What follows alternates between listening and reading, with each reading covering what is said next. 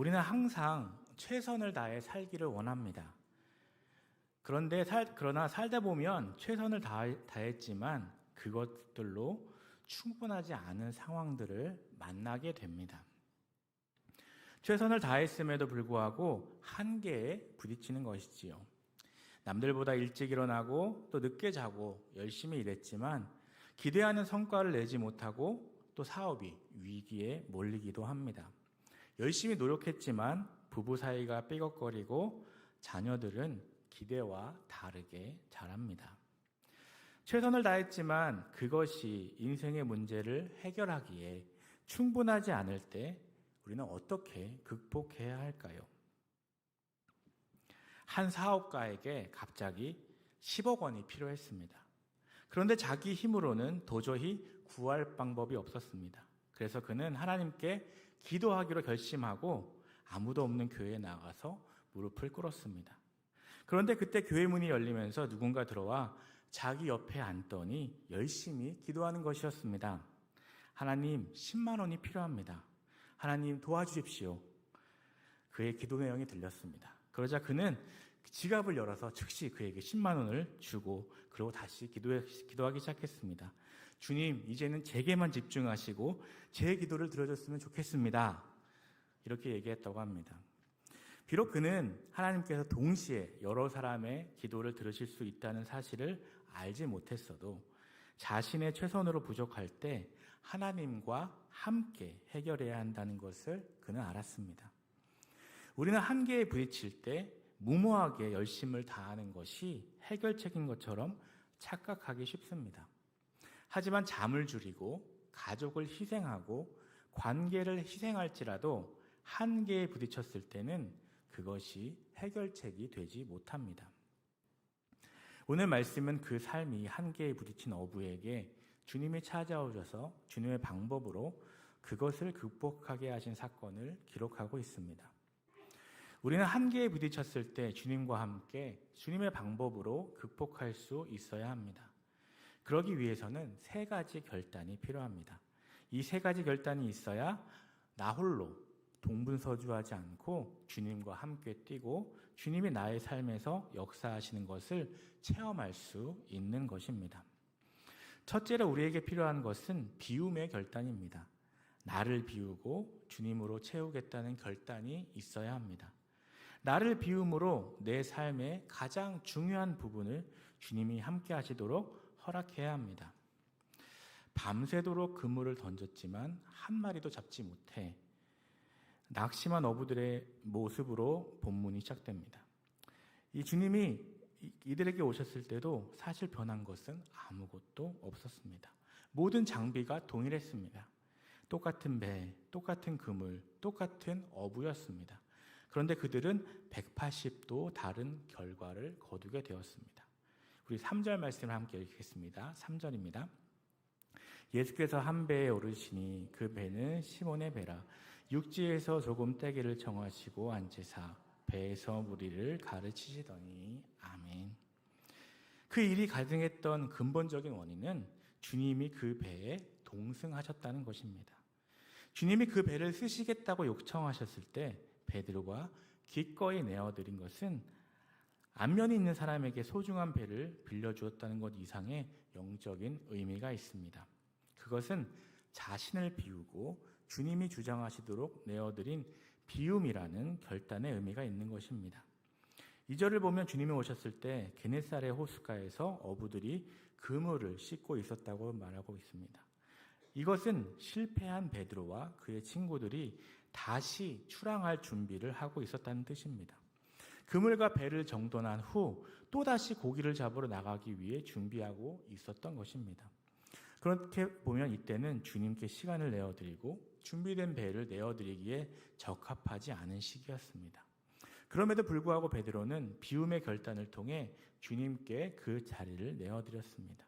그리고 주님이 그 배를 사용하셨기에 베드로는 상상도 할 수 없는 기적을 체험했습니다. 6절에서 7절은 고기가 얼마나 많이 잡혔던지 한 배에 다 실을 수 없어서 이웃 배를 청해 두 배 모두 만석이 되는 기적이 일어났다고 기록하고 있습니다. 보통 이 사건을 읽으면 예수님이 이런 기적을 행하셨구나 하며 결과에 관심을 쏟기가 쉽습니다. 하지만 기적이 있기 전에 베드로가 비움의 결단을 내렸다는 것을 놓치지 말아야 합니다. 우리는 기본적인 원리를 잊고 신앙생활을 할 때가 너무나도 많습니다. 이 비움이 없으면 채워짐이 없습니다. 우리는 어떻습니까? 최선을 다해 열심히 살고 있지만 주님이 내 삶에 오셔서 역사하실 수 있도록 자신을 비워드리는 것을 잊지는 않으셨습니까? 우리는 주님과의 교제가 깊어진다고 표현을 합니다. 그러면 어떻게 하는 것이 주님과의 교제가 깊어지는 것일까요? 그것은 내가 차지하던 삶의 자리가 점점 비워지고 주님이 내 삶에서 차지하시는 자리가 점점 넓어지는 것을 의미합니다. 그래서 비움은 결코 쉽지 않은 것입니다. 우리가 예수 그리스도를 영접할 때 그것은 단 한순간의 결단으로 이루어지지만 비움은 그렇지 않습니다. 끊임없이 내가 나의 삶에서 차지하고 있는 부분을 주님이 맡으실 수 있도록 비워드리기 위해 끊임없이 노력해야 하는 것입니다. 우리는 이 사건을 보면서 베드로의 믿음이 대단하다. 어떻게 그렇게 소중한 배를 주님께 단 한 번에 내어드릴 수 있을까 하고 생각할 수 있습니다. 그러나 그것은 그 순간 단번에 일어난 사건이 아니었습니다. 베드로에게 비움이란 그렇게 쉽고 자연스러운 결정이 아니었습니다. 마가복음 1장 17절에서 18절을 보면 주님이 베드로를 부르셨던 사건이 기록되어 있습니다. 우리 함께 읽겠습니다. 마가복음 1장 17절 18절입니다. 예수께서 이르시되 나를 따라오라. 내가 너희로 사람을 낚는 어부가 되게 하리라 하시니 곧 그물을 버려두고 떠나니라. 아멘. 우리는 이 사건을 누가복음 5장과 동일한 사건으로 여기고 그냥 지나치기 쉽습니다. 그러나 이 둘은 동일한 사건이 아닙니다. 왜냐하면 마가복음에서는 주님이 베드로를 부르신 후 그의 삶에서 예수 그리스도가 누구신지를 보여주는 능력을 행하십니다. 열병을 앓고 있던 베드로의 장모가 치유된 사건이 베드로가 부름을 받은 후인 마가복음 1장 30절에서 31절에 기록되어 있습니다. 그런데 누가복음을 보면 주님이 베드로에게 배를 사용하실 수 있도록 요청하신 사건 바로 앞에, 즉 누가복음 4장 38절 39절에 베드로의 장모를 치유하신 사건이 기록되어 있습니다. 이것은 베드로가 주님과 만난 단 한 번의 사건으로 주님 앞에 자신을 비워드리는 결단이 일어나지 않았음을 보여주는 것입니다.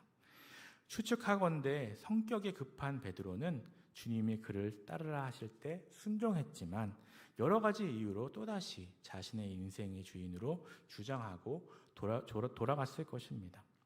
하지만 주님이 베드로의 삶에 다시 찾아오셔서 그가 주님을 인생의 주인으로 모시는 사건을 이 누가복음 5장에서 기록하고 있는 것입니다. 배는 베드로에게 일터와 같은 의미입니다. 여러분의 일터에서 주님은 어디에 계십니까? 주님과의 관계가 점점 깊어지고 있다면 여러분의 일터에서 또 가정에서 주님이 차지하시는 범위가 점점 넓어지고 있으십니까? 우리는 하나님의 축복을 기대하면서 살아갑니다. 그런데 이 비움이 없으면 하나님의 축복으로 채워질 자리가 없습니다. 우리가 비움의 범위를 넓혀서 하나님이 역사하시는 범위가 넓어지면 우리의 삶은 하나님의 은혜와 축복을 더 많이 누릴 수 있는 삶으로 바뀌게 되는 것입니다. 믿음으로 승리한 사람들이 우리에게 주는 교훈이 있습니다. 삶의 무거운 짐을 지고 가다가 자유함을 누리고 기쁨이 없는 삶을 사다가 기쁨을 누리게 되는 터닝 포인트는 주님께 비워드리는 결단을 할 때 찾아온다는 것입니다. 중국 선교의 아버지로 불리는 허드슨 테일러가 복음을 들고 처음 중국 땅을 밟았을 때 영적인 싸움이 대단했습니다. 허드슨 테일러는 선교지에서 자기가 감당할 수 없는 고통을 친구에게 편지로 전했습니다. 그때 친구는 이런 답장을 보냈다고 합니다. 혹시 그대의 노력으로 하려 하는 것이 아닌가? 그대는 주님을 의뢰하고 있는가? 허드슨 테일러는 그것이 중국 선교사로서의 자신의 삶의 터닝 포인트였다고 말합니다. 허드슨 테일러의 아들이 쓴 그의 전기에 이런 구절이 나옵니다. 우리 아버지는 중국 땅에 해가 뜨기 전에 항상 무릎을 꿇고 하나님을 만나셨다.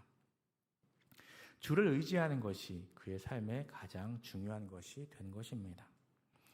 비움을 통해 주님께 내어드리는 결단이 있을 때 우리의 한계가 오히려 하나님께 쓰임받는 도구로 변할 수 있습니다. 비움이 있어야 채워짐이 있습니다.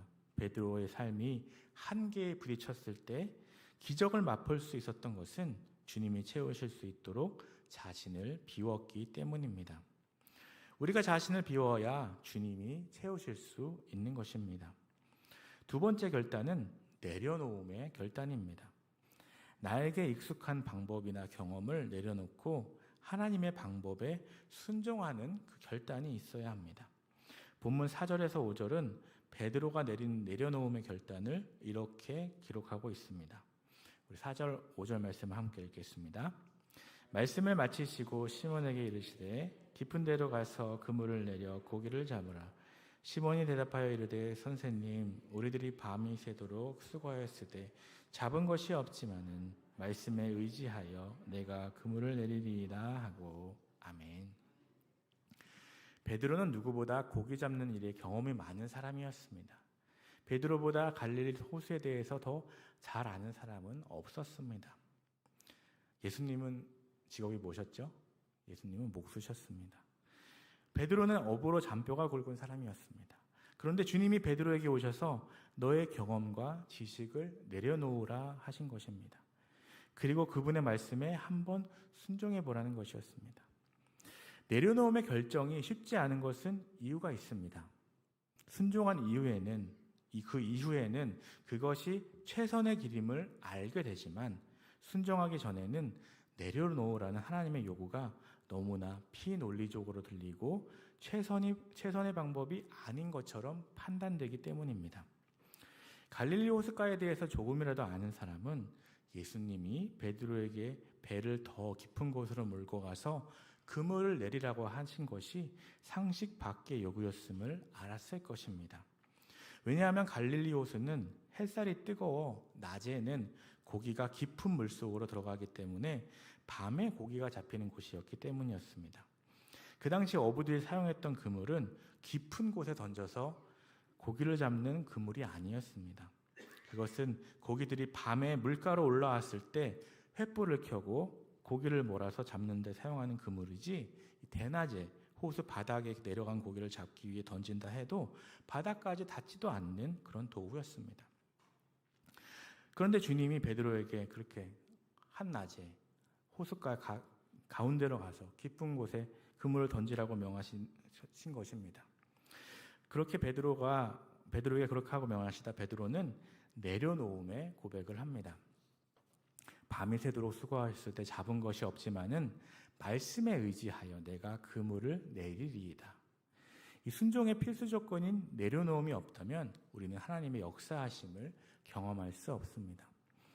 그럼 어떻게 하면 내 내려놓음이 합리적으로 보이지 않을 때에도 그렇게 결단할 수 있을까요? 본문에 나오는 베드로의 태도에서 우리는 두 가지 답을 얻을 수 있습니다. 먼저 감정의 소리에 귀 기울이지 말고 하나님의 음성에 귀를 기울여야 합니다. 5절에 밤이 새도록 수고하였을 때 잡은 것이 없지만은 말씀에 의지하여 내가 그물을 내리리이다. 이 말은 지금 베드로와 그의 동료들이 육체적으로 지칠 대로 지쳐 있음을 나타냅니다. 육신이 피곤할 때 우리는 새로운 것을 하기가 어렵습니다. 지난밤 날이 새도록 수고하는데도 그는 아무것도 잡지 못했습니다. 육신은 지칠 대로 지치고 마음은 낙심된 상태였습니다. 이런 상황이라면 감정의 소리에 귀를 기울이기가 얼마나 쉬운지 모릅니다. 우리가 한계에 부딪혔을 때 하나님의 도움이 필요하면서도 그분의 도움을 놓치기 쉬운 이유가 바로 이 때문입니다. 한계에 부딪혔을 때는 우리가 지쳤을 때입니다. 한계에 부딪혔을 때는 우리가 낙심했을 때입니다. 그래서 하나님의 음성을 듣기보다는 우리 감정이 내는 소리가 듣기가 얼마나 쉬운지 모릅니다. 그전에도 하나님이 하라는 대로 해봤잖아. 그래서 된 게 뭐가 있어. 자신이 온전히 내려놓지 못했다는 것은 잊어버리고 하나님이 해주시지 않았다는 것, 아무 일도 일어나지 않았다는 것만 기억하는 것입니다.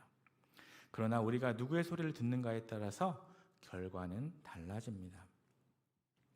한 인디언이 도시에 사는 친구를 만나러 뉴욕에 왔습니다. 그런데 뉴욕이 얼마나 시끄럽습니까?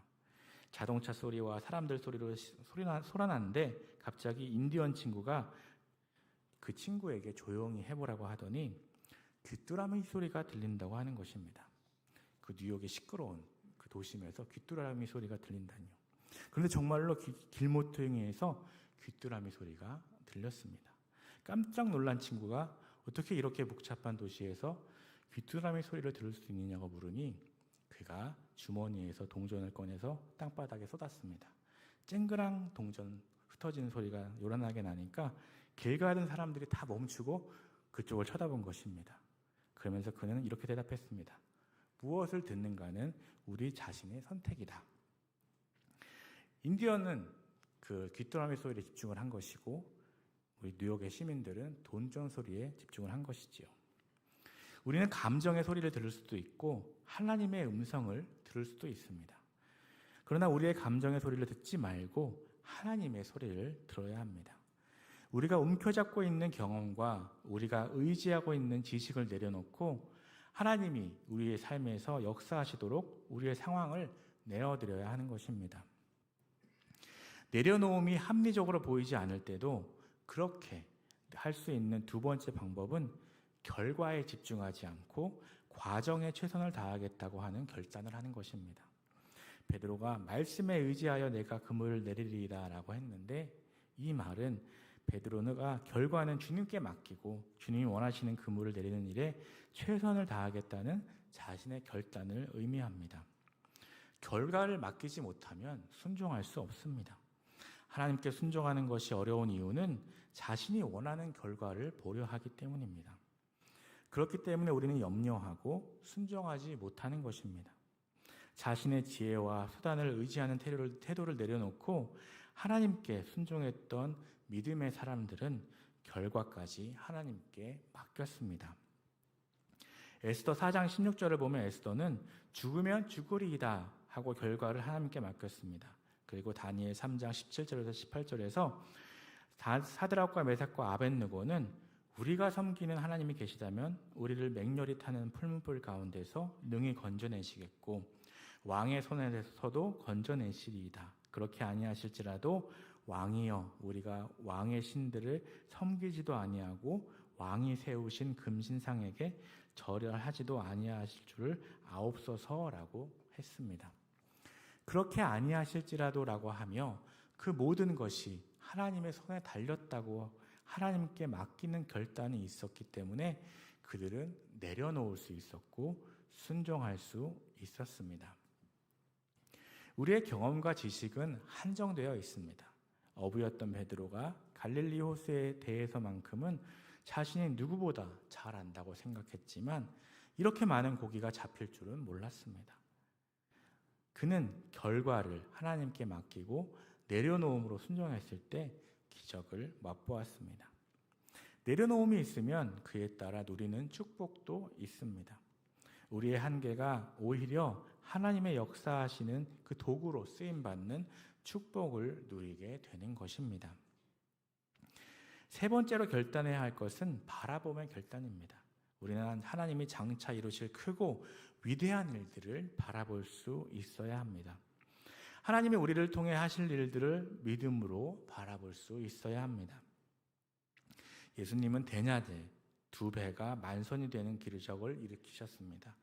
그런데 그 기적을 일으키신 궁극적인 목적은 베드로에게 많은 생선을 주시려는 것이 아니었습니다.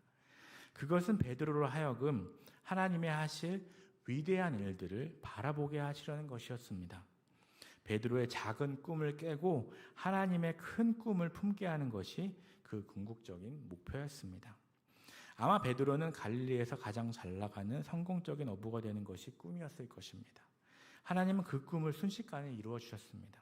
그러나 하나님의 궁극적인 목적은 베드로가 하나님의 손에 붙잡힌 자신의 모습을 깨닫게 하려 하시는 것이었습니다.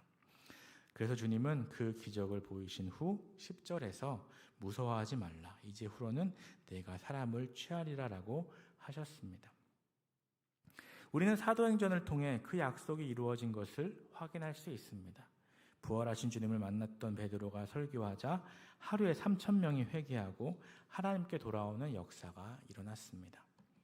베드로는 물밀듯이 밀려오는 사람들을 바라보면서 주님을 처음 만났을 때, 주님을 위해서 비워드렸을 때, 주님을 위해서 내려놓았을 때 주님이 자신의 눈을 열어주신 사건들을 기억했을지도 모르겠습니다. 이처럼 바라보는 눈을 소유해야 주 안에서 진정한 성공을 맛보며 살 수 있습니다. 참 아이러니한 것은 세상에서 성공한 사람들은 바라봄의 법칙이 얼마나 중요한지 잘 알고 있습니다. 성공이나 리더십 관련 세미나에서 빠지지 않고 다루는 주제가 있습니다. 그것은 바로 비전입니다. 기독교 리서치 및 마케팅 전문가인 조지 바나는 비전을 이렇게 정의합니다. 비전은 장차 사물이 그렇게 되어야 하는 또는 될 수 있는 상태를 마음의 눈으로 보는 것입니다. 즉 지금은 존재하고 있지 않은 어떤 상태에 대한 이미지입니다. 성경은 그것을 믿음이라고 합니다. 믿음은 장차 이루어질 것을 볼 수 있는 능력입니다. 자신의 한계를 극복하고 영적으로 성공한 사람들은 하나님의 사람들은 바라볼 줄 아는 사람들이었습니다. 바라보는 눈을 소유한 사람들이었습니다. 히브리서 11장 26절은 모세가 믿음으로 성공한 비결을 이렇게 기록합니다. 우리 히브리서 11장 26절을 함께 읽겠습니다. 그리스도를 위하여 받는 수모를 애굽의 모든 보화보다 더 큰 재물로 여겼으니 이는 상 주심을 바라봄이라. 아멘. 모세는 하나님이 이루실 일을 바라보았기 때문에 자신의 연약함을 하나님의 손에 쓰임받는 도구로 드릴 수 있었습니다. 하나님이 때로 한계에 부딪혀서 낙심하고 좌절하는 위기를 우리 삶에 허락하시는 데는 이유가 있습니다. 사람은 잘 될 때는 현재에만 초점이 모여서 하나님이 이루신 일들을 바라보지 못합니다. 그러나 베드로는 그가 어부로서 더 이상 할 수 없다는 자신의 한계와 좌절감에 부딪혔을 때 바라봄이라는 눈을 갖게 되었고 이로 인해 인생이 바뀌게 되었습니다. 우리 삶에도 나의 최선으로 충분치 않은 자신의 한계를 인정해야 하는 시기가 찾아옵니다. 그때 하나님은 우리의 연약함에 초점을 맞추지 않으시고 도리어 우리에게 그 연약함을 쓰시는 하나님을 바라볼 수 있는 믿음의 눈을 열어주기 원한다는 사실을 우리는 기억해야 합니다.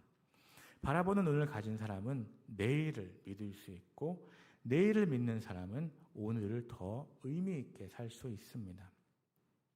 우리의 삶에서 나는 왜 이렇게 이것밖에 되지 않는가? 왜 나는 이것밖에 할 수 없는가? 하는 한계에 부딪히는 상황들이 찾아옵니다. 그러나 그때가 비울 수 있고 내려놓을 수 있고 함께 하시는 하나님을 바라볼 수 있는 때입니다. 그리고 그것이 우리 삶의 터닝 포인트가 될 수 있다는 것을 기억해야 합니다. 어려움을 만나고 어찌할 수 없는 한계 상황에서 비움을 통해 주님의 채우심을 경험하고 내려놓음을 통해 주님의 역사하심을 경험하며 바라봄을 통해 소망을 가지고 인내하여 우리의 한계가 오히려 하나님의 축복으로 바뀌는 그 은혜를, 그 놀라운 은혜를 경험하는 저와 여러분 되시기를 간절히 소망합니다. 기도하시겠습니다.